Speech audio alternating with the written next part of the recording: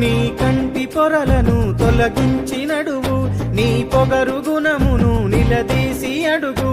నిన్ను కోరి వస్తే చేయూత నిలువు, నీ వల్ల నలుగురికి జరగాలి మేలు. ఆ పేరే నీ ఆస్తి అంతస్తురా, పోయినాక పాడెనక 10 మందిరా. ఏదున్న నీదైతే కాదు, ఎంతున్న నీ వెంట రాదు.